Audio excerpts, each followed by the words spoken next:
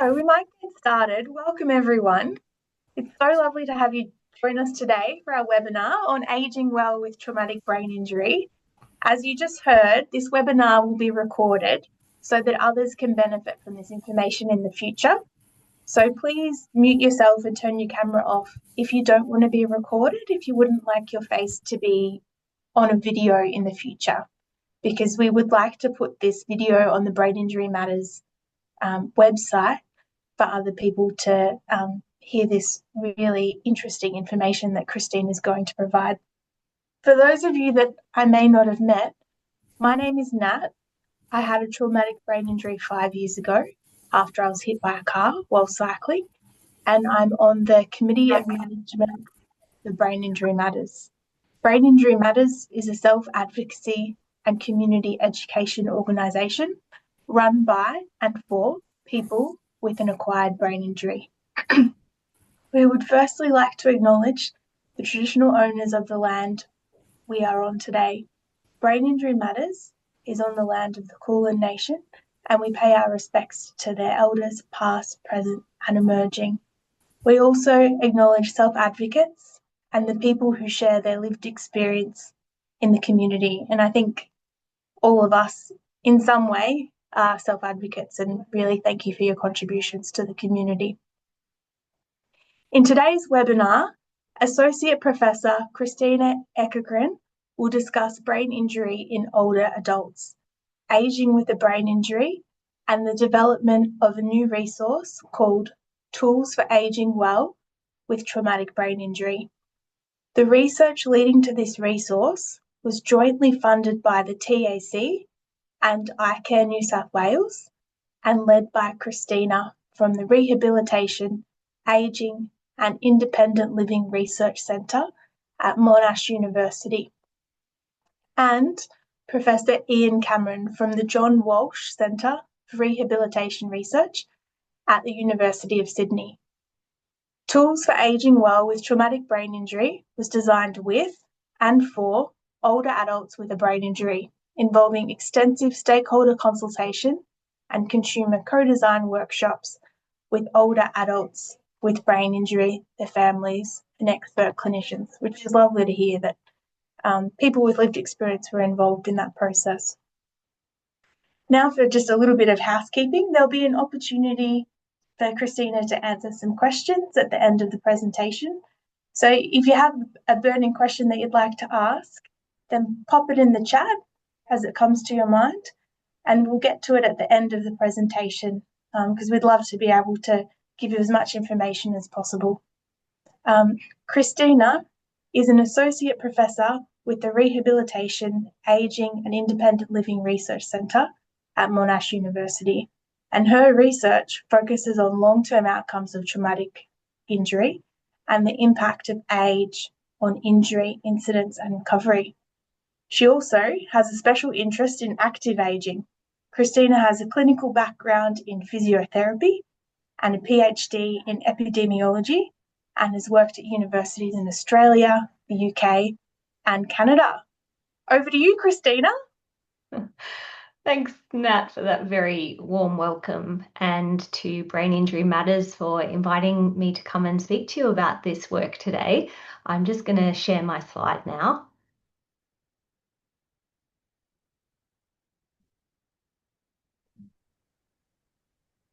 And I hope you can all see that okay. Are you seeing that in presenter mode, Nat, or is it the slideshow mode? It's where we can see your notes. Ah, yes. Let me just try that again. That's what I did wrong.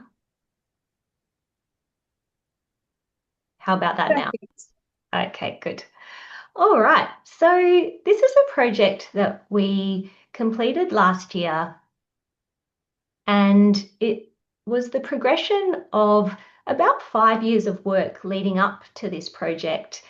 But in all that time, although I've given quite a few presentations, they've all been to researchers pretty much. And this is the first opportunity I've actually ever had to present this research to the people that we designed the work for. So this is a really special opportunity for me, and I'd love to hear your feedback on what you think about what we've done at the end. So looking forward to the Q&A session at the end. As Nat said, this project was a team effort between us at Monash University and Professor Ian Cameron's group at the University of Sydney.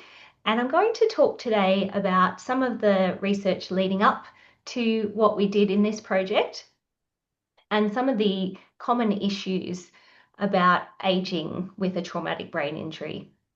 But before I do that, I just wanted to give a little plug for my research centre. So as Nat mentioned, we're called the Rail Research Centre, and we're based down at the Peninsula campus of Monash University, which is in Frankston. And okay. Next to Bunnings, sorry. yeah, next to Bunnings, exactly. We have a few different networks, and one of them is our Friends of Rail network. And we have about 60 members so far, and they are all people who have their own personal experience of rehabilitation, aging, and or disability. So I'd love if any of you would be interested in joining. You can either scan the QR code that's on your screen, or you can just search for Rail Monash, and hopefully that won't bring up the Train Research Institute, the institute that researchers trains, but the Rehab, Aging and Independent Living Research Centre. Some of the advantages of joining are that we're often seeking input into some of the projects we're doing in rehab and disability and aging. So you might have an opportunity to be a consumer representative on a project. And we also like to run events for our friends, and some of those are in person and some of them are online for people who aren't able to get down to Frankston. And we like to make sure that we're getting your input into how we plan and develop our research priorities at Rail. So they really are relevant to the people that we're trying to impact. So on with the project. This was our team on the project, and you can see that it was quite a big team, and we came from lots of different research centres and institutes. We had representatives from the TAC and iCare as well, because they were funding the research. But I want to draw your attention to the first member of the steering committee at the top there, who is Gronya Cruikshank. And I'm going to let Gronya introduce herself in a video on the next slide. Hopefully you can hear the sound. If you can't, just let me know.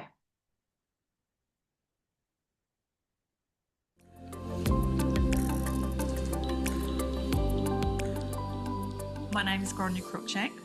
Gronya is Gaelic for grace. Peter was my husband. He was my husband for 34 years. 32 of those, he had a brain injury. He had a car accident. Peter's car wrapped around a bluestone wall. So Peter had all the injuries all the way down the right side of his body. Peter had many injuries, but as we now know, bones heal, and traumatic brain injury affects so many different parts of the body. I would say that Peter was driven. He was driven in his work. He loved work. And then he was driven in his rehabilitation as well. You know, everything that was asked of him, he did. With a brain injury, sometimes you tend not to get listened to. He was a very capable man after his brain injury as well, and needed to be listened to.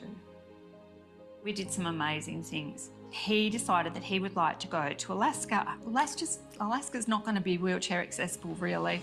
It was. I took Peter to Alaska. We had an amazing time. We were on the buses, and the bus rolled up and it had a wheelchair lift. I don't know how that works. In time, as Peter got older, bladder continence and bowel continence are really important, and they make life really difficult. So most things that you need can be made. There's organisations that will design things around your needs. We had a whole of room lifting machine. It went to Peter wherever he was. We never had to bring him to it. It's amazing. Therapy was really important for me. I don't think I knew it, because I was so determined on being all right at the beginning that I was wearing myself out. You have to make sure that you take care of yourself. You really have to be the fittest or the healthiest you can be to look after someone or be a partner to someone.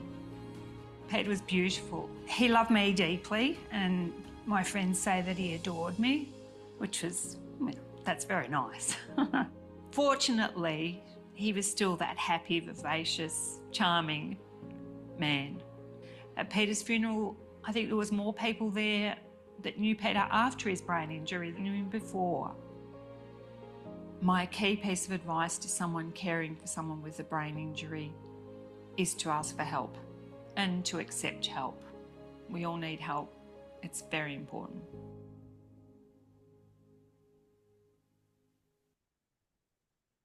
So thanks for listening to that and watching that video, which I think is really lovely. And Gronya was such an important part of our team because she not only brought that unique perspective as a family member of someone with a brain injury, but because Peter had his brain injury 2 years after they got married, and then they lived together for 32 years, she had first-hand experience of what happened to Peter as he got older and some of the issues that affected him. And that was really useful for us in helping to design the resource. So I'm going to just back up now and talk about why we're interested in aging in Australia.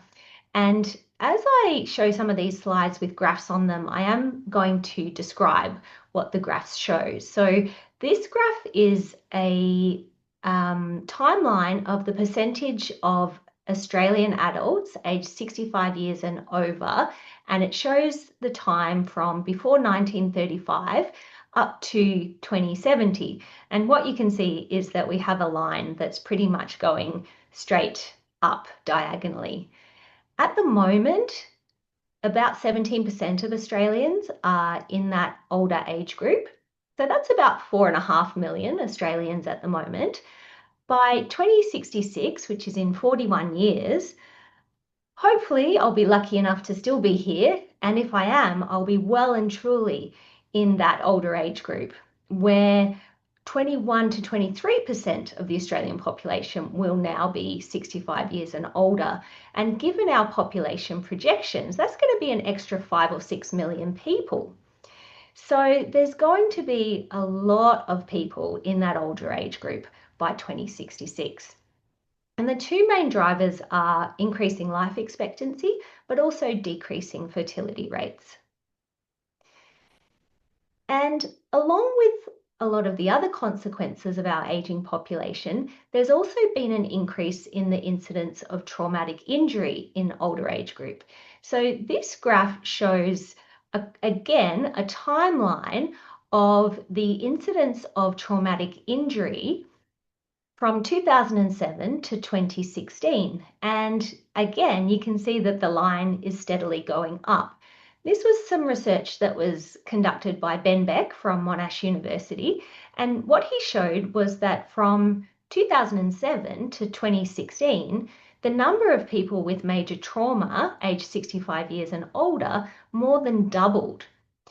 And again, on this graph, you can see that that's actually being driven by the increase in low falls. So a low fall is a fall from a standing height, as opposed to a high fall, which is a fall from a ladder or something like that. So we're getting a big increase in the number of low falls happening.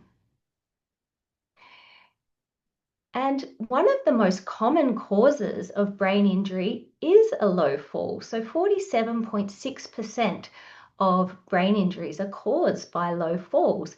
And this graph this time shows different age groups. And we can see that there's a spike in brain injury around the age of between sort of the teenage and early adult years amongst men. And we often think about that group having a high incidence of brain injury, but you can see on the graph that that's actually well and truly eclipsed by people in the 75-year-old age group. So we have a big and growing cohort of older adults experiencing brain injury for the first time. And this is really reflected by overseas trends as well. So we're seeing this in this epidemic around the world. And there are actually two distinct cohorts of people whereby the numbers are growing. So the first group are older people who sustained a TBI as an older adult. And some people think that being older at the time of injury may limit recovery potential or at least slow it down. However, older adults often don't get the same access to specialised brain injury rehab programs compared to people who have a brain injury at a younger age. So it can be a little bit of an unfair comparison. And I'm going to show you another video now. This is Bernard, and here's an example of someone who fits into this group.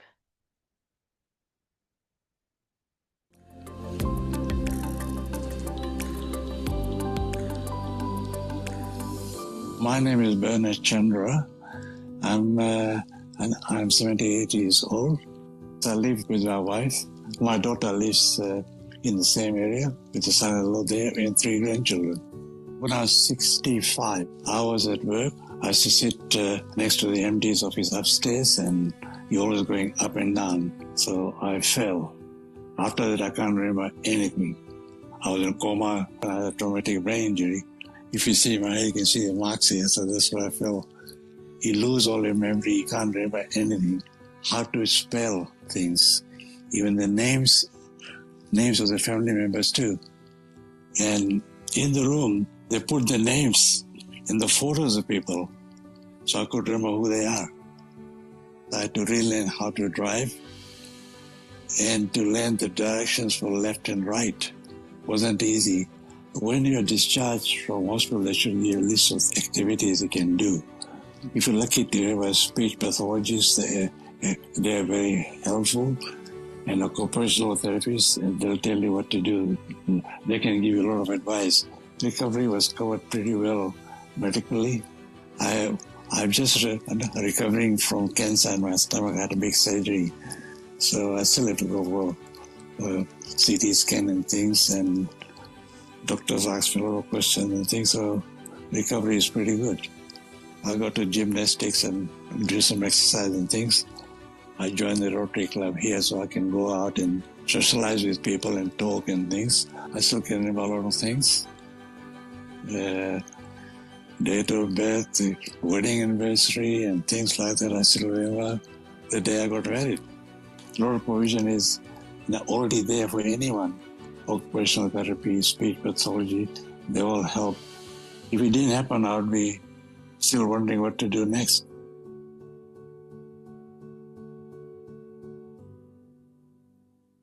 So that was Bernard, a little bit different to Gronya's story with Peter. I think what is quite interesting about Bernard's story is that not only was he having to deal with the effects of the brain injury, but also some of the issues that sometimes arise when people get older. And in his case, he was also dealing with cancer on top of everything else.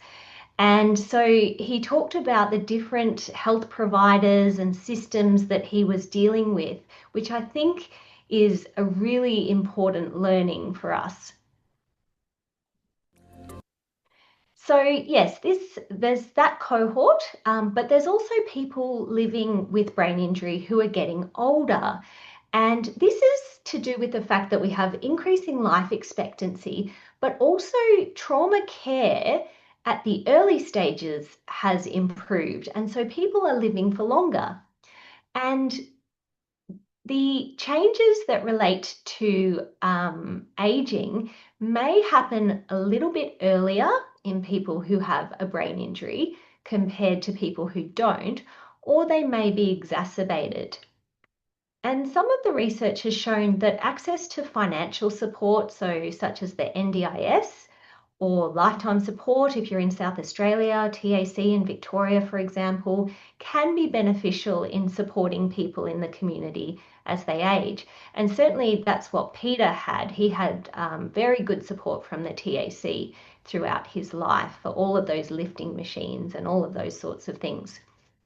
But one of the things that is often a little bit tricky is trying to disentangle the effects of an injury from the effects of aging. And that's because injury effects can exacerbate the effects of aging, and aging effects can exacerbate the effects of injury. So it's very complicated to try and work out for those financial support systems what they should be funding.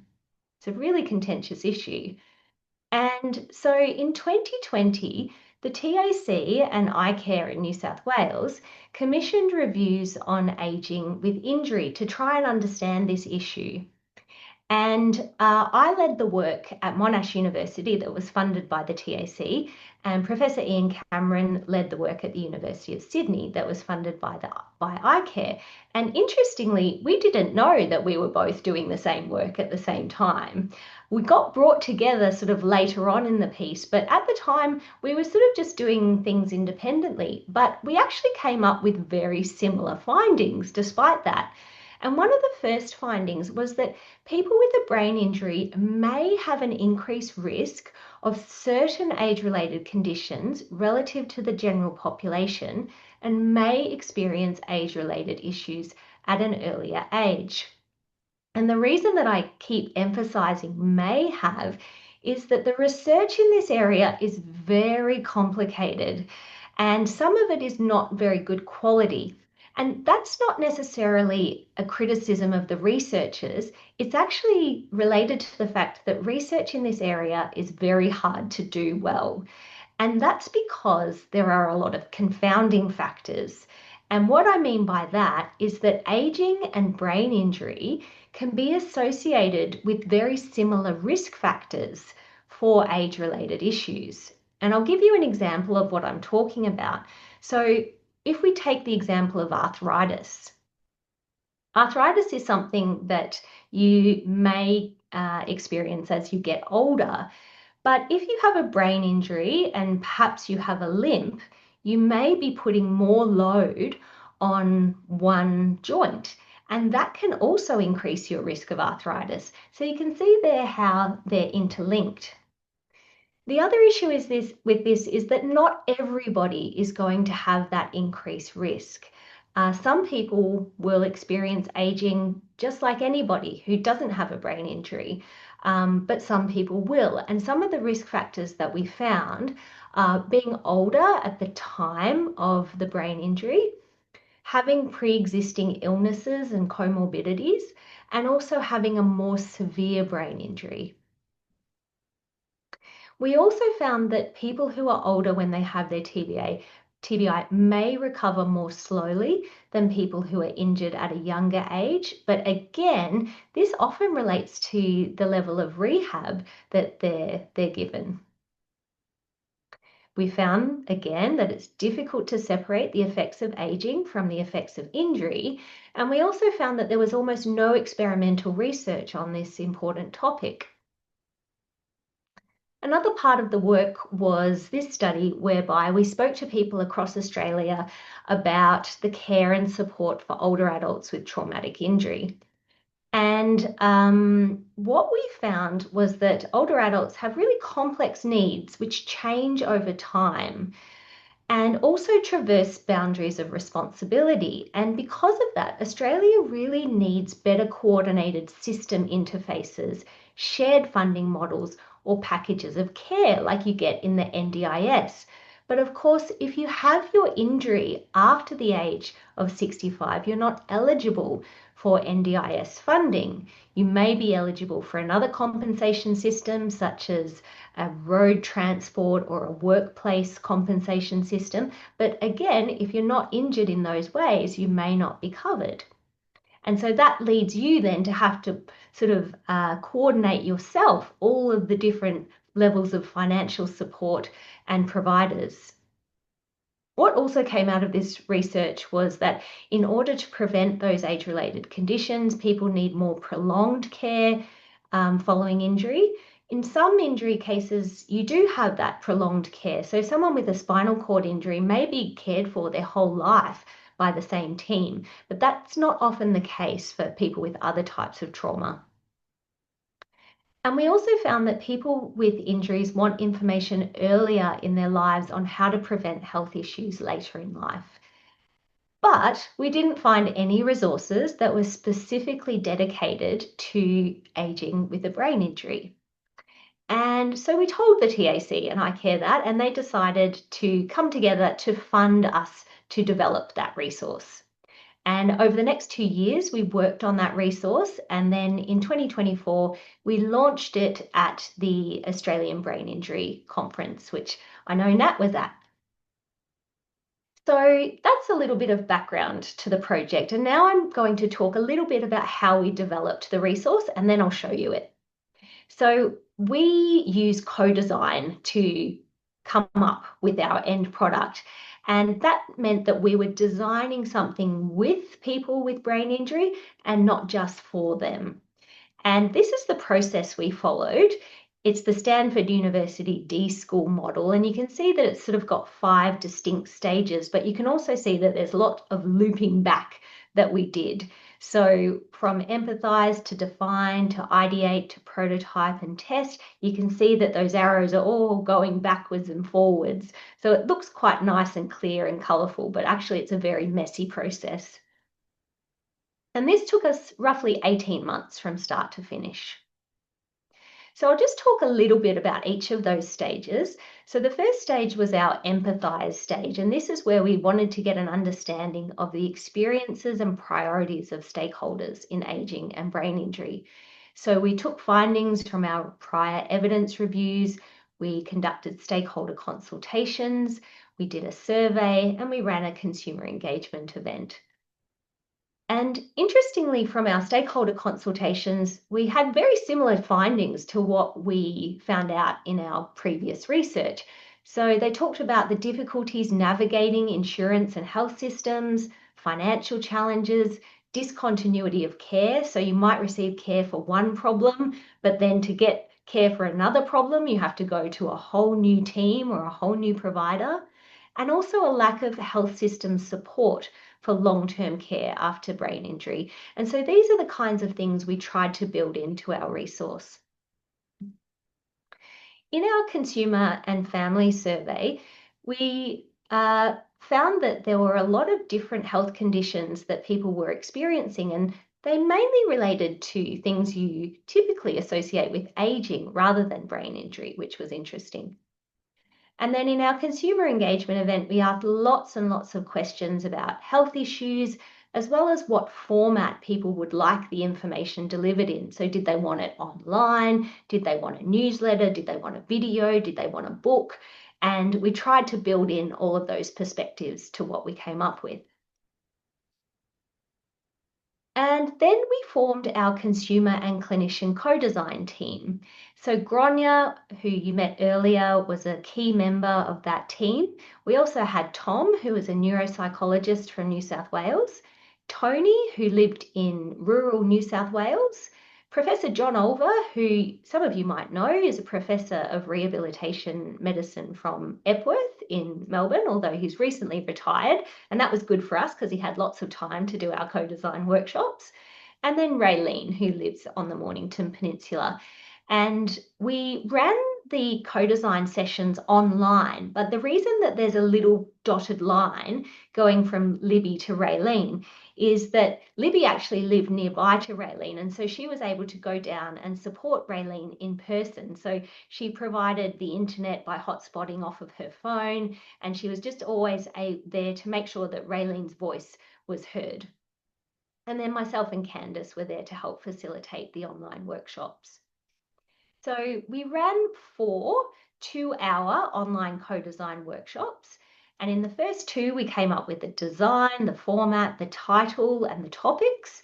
And then Candice and I went away and generated all of the content. And then we came back to our group to get feedback on what we had come up with. Here are some of the Jamboards that we used in our workshops. So we asked people what they like and what they don't like. One of the things they didn't want is that they didn't want knowledge tests and quizzes. They thought that that was probably a little bit too much. We asked about the topics they wanted included. the content. So did they want facts, or did they want skills and diaries? They wanted pages to not be too busy. They liked the idea of some short videos, and interestingly, they wanted some humor included. They felt that so much of the messaging around this topic is so heavy that they wanted it to be lightened up. So we did put some sort of amusing diagrams and images into the resource and made sure that it was really bright and colourful to act as a counterpoint to that heaviness. This was an interesting discussion about skills versus knowledge. So did they just want a whole bunch of facts pages, or did they want to develop some skills from this resource? And they told us that they wanted both.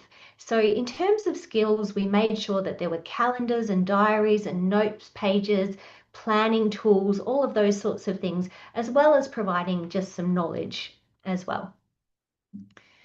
And then that allowed us to come up with the overall structure of what we were going to deliver. I won't go into too much detail here, but then we went on to prototyping. So we engaged a graphic designer who really brought our very boring and dry content to life with lots of great colors and images.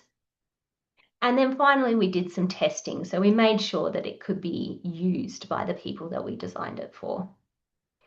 And so this was the end product. So you can go to the website there, or you can scan the QR code. Another way to get there is just by going to the connectivity website, which is connectivity.org.au, and then searching for tools for aging well. And we were really lucky to be partnered with Connectivity for this project, and they were very happy to host our resource for us. And if you go on the website, you can see that you can download the whole thing all at once, or you can download different sections, or you can order print copies. So we have partnered with a not-for-profit disability-run printing organisation, and you can get the copies printed and delivered to you. They're quite expensive, unfortunately, but the cost does come down the more you order. So yeah, just a little bit of a warning there about the cost, but I do assure you that it's not for profit. And we certainly don't make any profit off of them either. So let's have a look now in this next video about what's in the resource. Welcome to Tools for Aging Well with Traumatic Brain Injury. More and more older adults are being affected by traumatic brain injury, making it a big concern for public health worldwide. Tools for Aging Well with Traumatic Brain Injury has been developed with older people with a brain injury, their family members and expert health professionals to help guide you and your family on your journey to maintain good health and well-being as you age with a brain injury. This toolkit will cover information on what to expect with physical health, mental health, mind health, including memory and thinking, tips for a healthy lifestyle, getting organised with legal options and access to support, tips for carers, additional tools and skills, including interactive diaries and practical ways of managing your health, and where to get help as well as useful resources. In addition to the PDF, there are 2 videos available for you to watch. Bernard and Grania speak about their experience of living with and supporting a loved one with a brain injury. Getting help and support and making small changes to your lifestyle can lead to impactful improvements over time. We hope this toolkit will equip you with the tools to maintain and improve your health and quality of life so that you can age well with a traumatic brain injury.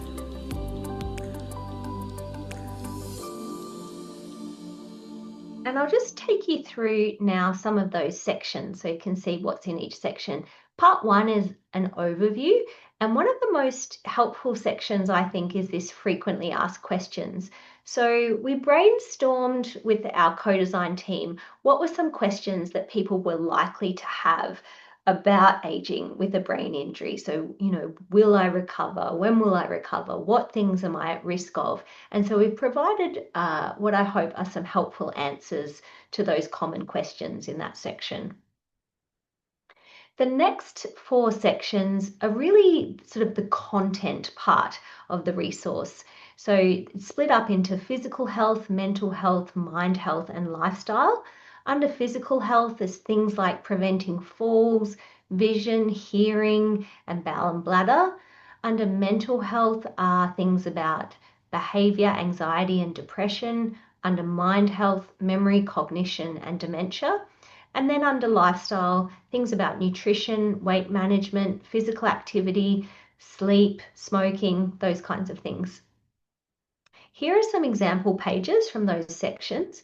We have, where possible, tried to provide images, and whereas some resources give you a lot of just sort of facts and research, we've tried to include as many strategies as possible for overcoming those issues, rather than just telling you all about them. And then the next 4 sections are really kind of the skills part of the resource. So tips about getting organised, so putting in place legal options like guardianship and advanced care planning. In the carers section, there's a lot about caring for yourself as a carer and respite care. The tools and skills section is my favourite section. So this is where all of those planning tools are. So ways of managing fatigue, for example, and different health diaries. So there's a diary for physical activity, medication, sleep, bowel and bladder, all of those kinds of things. And some of these things seem quite obvious when you see them, but I think it can be helpful to have a template so that you know what type of information to record and how to record it. And that can be really useful for conversations with healthcare professionals, because you can take your diary along to them and say, look, this is what's happening with my sleep, and that really gives them a lot more information to help guide you on where you might be able to make some changes. And then finally, in the Where to Get Help section, we have described all of the different health professionals who can treat different health issues and questions that you might ask them. Because we all know that when you're in front of a health professional, often it's really hard to sort of think about all of the questions you should be asking when you have that limited time. There's also some places to write down notes so that when you get bombarded with information, you can actually have a place to refer back to. So I think that's quite a useful section as well. And some of these things you might be doing already, but some of them you might not be. And this is some examples from those sections. So this is the medication management diary. I wanted just to end in my last 5 minutes on some project reflections. So this is Tony, and Tony and I did a presentation together for the New South Wales Agency for Clinical Innovation, and these are some of the things that he reflected on. So I'm stealing Tony's content here, but what he enjoyed about the co-design was being encouraged to participate, and the fact that, we kept the group quite small so that everybody could have input. We made sure we had lots of break times because our online workshops were 2 hours long. It can be a really fatiguing experience. So we made sure, if ever anyone started to sort of get a bit tired, we would have a break. We had a friendly approach, which was nice to hear. We all interestingly had dogs, and there didn't seem to be a moment where a dog was not in shot. So that was really nice for a bit of team bonding. He liked those virtual sticky notes that we used, and we always made sure to follow up via email in between the sessions. My reflections as a researcher, there's certainly challenges along the way. One of the biggest challenges that we grappled with throughout the whole project was providing enough detail that it was useful, but not too much detail so that it became overwhelming and inaccessible. And I still think that probably we've produced a resource that has way too much text. And so we're always looking for funding to create different easy read versions of the resource, and also versions that are relevant to Aboriginal and Torres Strait Islanders and different cultural groups. We also had the challenge of having clinicians and consumers in the same group. And so we needed to make sure we were balancing the experience and level of knowledge. But really, everybody was so respectful of each other. And, you know, there was no hierarchy within the groups, which meant that people felt open and willing to share their ideas, no matter who they were. And for researchers like me, it really, having gone through this process, it means that I can present it to a group of end users and say, well, hopefully this is something that is relevant and helpful to you, which I don't think I would have felt if I had just gone away and done this with a bunch of academics. So I hope that you will get some use from this resource. There's the QR code again, or as I mentioned, you just go on the connectivity website and you'll find it there. And I think, Nat, that's it for me, and we can open up for questions. Thanks, Christina. That was incredible. Wow, we're so lucky to have clever people like you working in this space and helping people with traumatic brain injury with their health well into the future. I really liked that the work was co-designed and that you place so much emphasis on the individual experiences of the people that are in your team. And it's so lovely that the personal stories of the people who were involved in that process are shared in the toolkit as well. It's really nice to have that connection. And I like what they brought to the project, including the humour component. Something that I really... Something I hadn't thought of. Yes. And it's something that strikes you as soon as you look at the toolkit, is that great image of the man with all the components of the toolkit. It's really fun and engaging. Yeah, that image was hotly contested throughout the project. Some people liked it and some people didn't. So we made little tweaks and improvements along the way to try and meet everyone's needs. Yeah. I love it.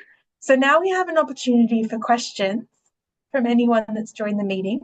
You can either put them in the chat if you wouldn't like your face to be shown, or you can use the microphone to ask any questions that you would like to, and Christina would be happy to answer those. Where do I sign up, Christina? Because what I was hearing, you see, for me, I was born with acquired brain injury. Yeah, because I was born with brain damage and hearing impairment. And I also got congenital hearing impairment as well. So even though I was born with it, but then I also had a few concussions and falls over the years. I just had my major car accident in 2006. And so, yeah, even that major car accident is probably, there's a few things that's, even at my age, that's starting to creep up on me in things like that. It's probably to do with the way I had my car accident as well. So, that's really interesting to hear. You've got the double whammy there.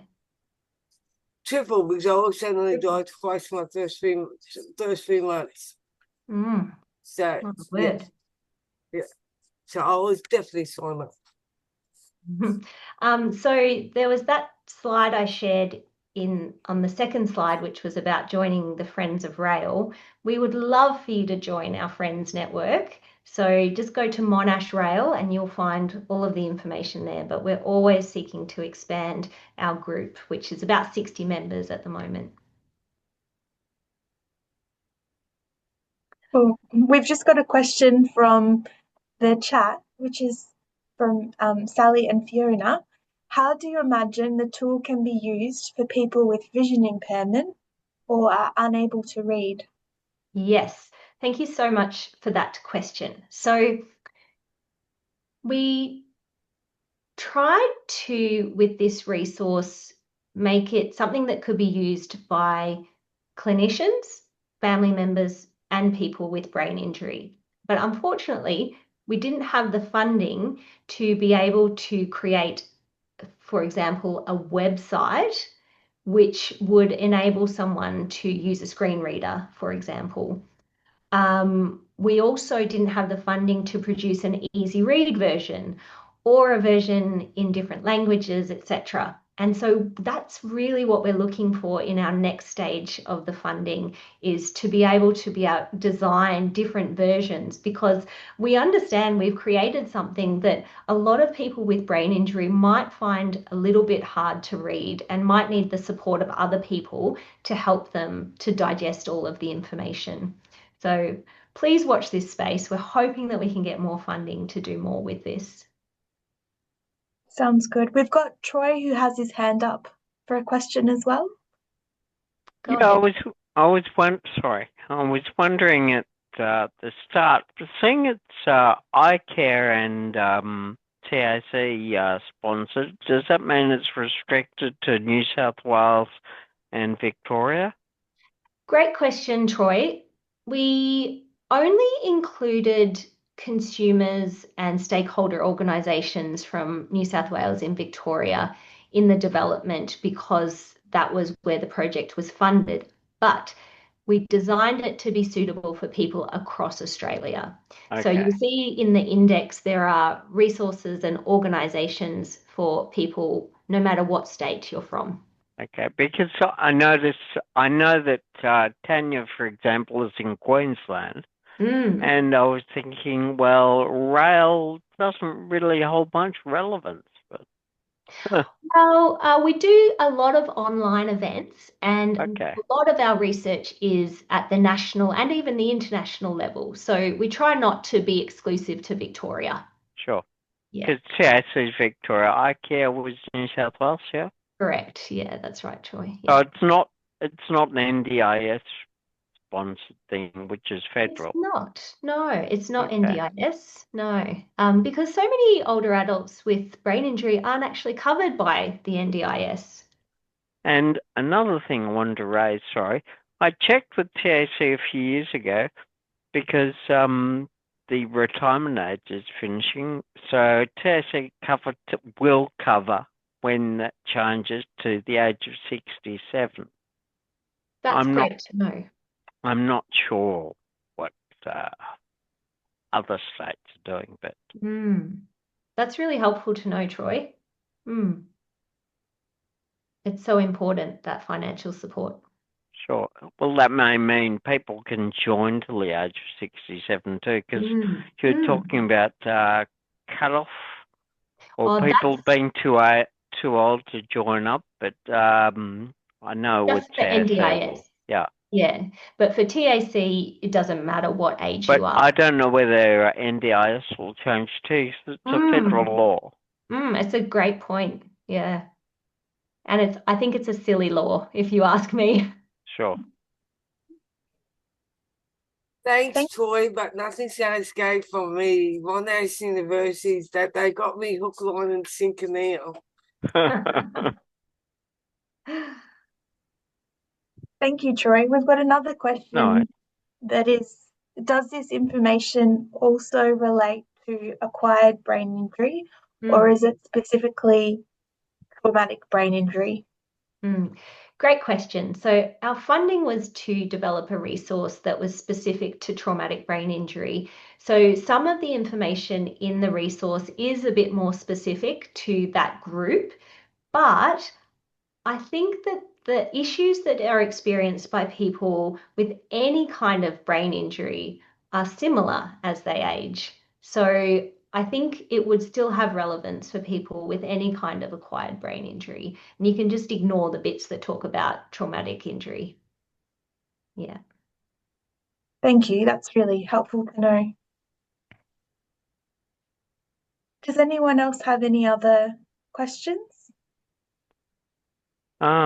Yeah, I do. I didn't push the raise. Yeah, go but for it, Troy. will a recording of this be sent out? Because I have difficulty writing. I know with diaries and things, yeah. So I voice dictate, but Yes, this webinar has been recorded and it will be available. But do on we the get big 10 website. copies or we have to access it? That's a good question. It will definitely be available online as a link. And Sure. it's free, yeah, online. Yep. So we can look at it in the future. And I think it's an amazing resource, this toolkit and the webinar as well. It was so interesting to hear the background to this research that hopefully we can share it with as many people as possible so they can benefit. Sure. It's a good question, Troy.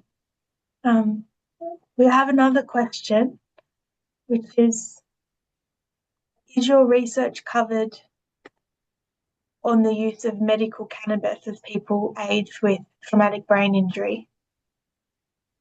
No, is the short answer. We do have a section on pain in the physical health section, but I don't think we mention medical cannabis. But I know that that is very useful for some people, can be useful for pain as well as spasticity. So I think that that's a really great point to raise. Yeah, it's really useful. We've got lots of questions now, which is terrific. And I'm excited for you, Christina, because you said this is the first time you've presented to a group of people with a brain injury. So I'm glad we're able to provide lots of feedback and discussion. Absolutely. It's really great. So is this resource going to be available for GPs and insurance companies? Yes.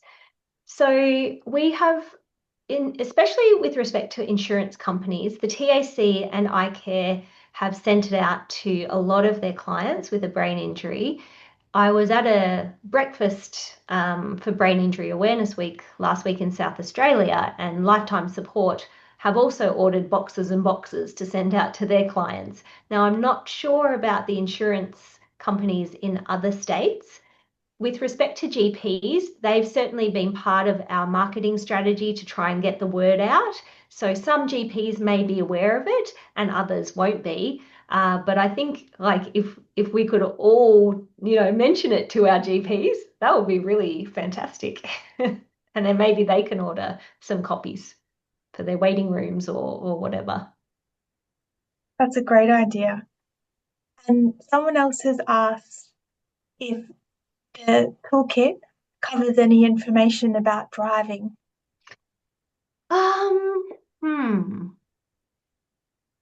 I don't think we have a whole section on it. I think it comes up in some of the sections on lifestyle, but I don't think we have a whole section on it. But it's so important. It's such an important way of maintaining independence, but we haven't gone into that topic in great detail, unfortunately. I was never asked about my driving when I received my TBI. I just drove anyway after 6 months because I had a seizure, and I'd read in the rules you can't drive for 6 months after the seizure, and I just kept to that rule, and I'm driving a motorhome all around Australia now. Wow, good on you. That's great. And Yeah, I think it's sorry, go on. we tow a car, and we had an accident the other day where the car came adrift from the back of the motorhome and come up the inside of the motorhome as we're driving. Oh my goodness. So it could have been a major, but we're safe and well, and we're able to drive home from Queensland to Melbourne. Wow. Look at you. That's impressive. That's not an easy drive. No. My wife was driving at the okay. time. My wife was driving at the time. Oh, was she? Sorry, Lynn. Don't blame her. We've got another question from Troy. Go ahead. Yeah, I don't mean to monopolise. You mentioned 4 sections earlier. One was I've forgotten what the 4 sections were now, but immediately what I thought of was, I think it was physical, and you mentioned aspects, but there's nothing related to balance. Oh, the first part of that section is on balance. Oh, okay. Yes. Sorry, we might have called it falls and balance or something like that. Okay. Yeah. So there's some useful tips in that section on balance.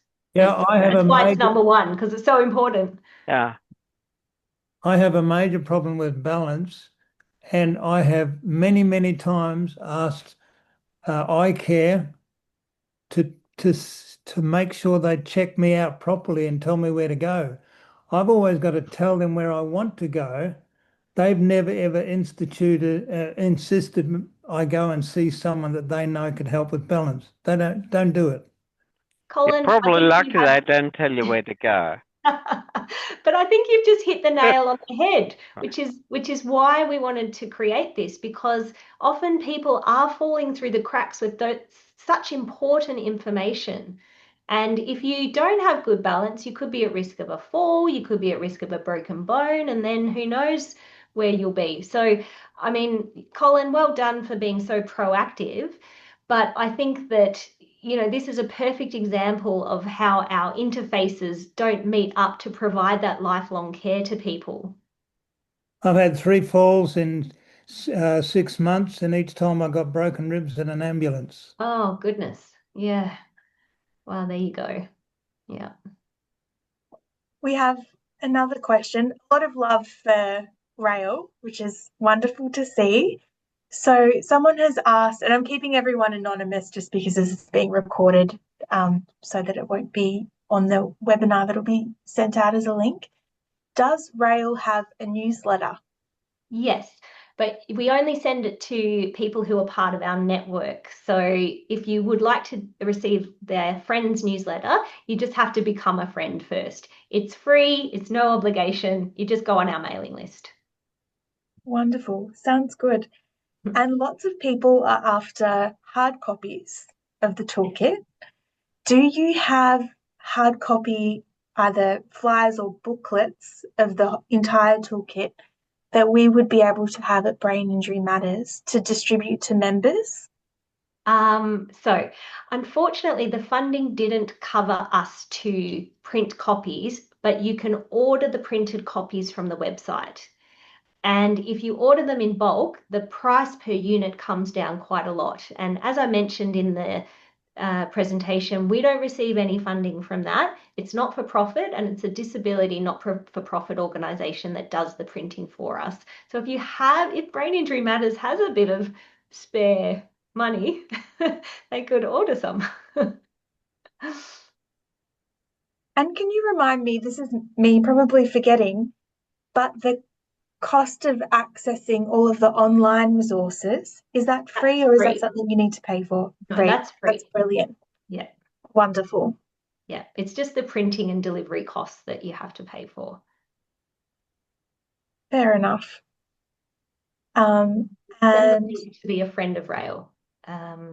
Yes. So I can do that now if you like. we can also follow up with attendees and the BIM network with an email about the webinar that has the link, and we can have a link to the webinar, a link to the toolkit, and a link on how to become a friend to Rail. There you go. Oh, thanks. Very efficient. And can I just share one more thing? Is that okay? Yeah. So we've got a new study going on, and it's just been funded, and it's about designing a trauma navigation system for people who have just left hospital and are having trouble navigating all of the insurance and funding and healthcare and all of that sort of thing. So we want to bring together 5 to 8 people who have experience of an injury, whether it's a brain injury or something else, and would like to join this consumer advisory panel. And you will be then involved in designing this navigation service. And then we're going to implement it across major trauma centres around Australia, and then see whether it helps to improve people's recovery. So if that's something that you're interested in, there is a QR code on there, and also a web link, which I can send to you, Nat, after today as well. Yeah, that sounds great. And perhaps we could put it in our newsletter if you would like. Yeah, we would love that. Thank you. Yeah, that sounds like a wonderful project. And it is really overwhelming after hospital. Not only healthcare, but legal and change social situations and supports. So that's all of that. Really meaningful work. You've got a lot of things on your plate. Oh, Belinda Gabay is leading that one, so Oh, lovely. that's good. Yeah, Yes. beautiful. Can you hear me? It's the concept of that loan available to people who have been less than a year out of hospital.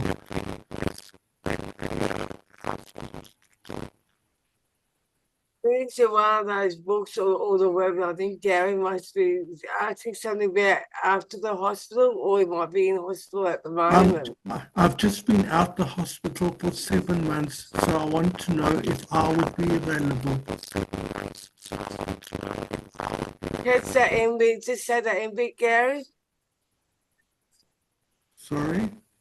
Just catch what's that? Can you repeat yourself, please? I just didn't catch what you were saying. I was in the hospital for up to 7 months ago to follow a brain injury on the road, and I want to know if I would be possible to be part of that group that they asked for. Great. Yeah. So, we'll send the link if you'd like to be a part of the consumer advisory panel for that project. Getting access to the navigator would probably be something that would happen maybe 1 or 2 years from now, because we have to design the service first, and then we have to implement it into the hospitals, and then we're going to recruit people.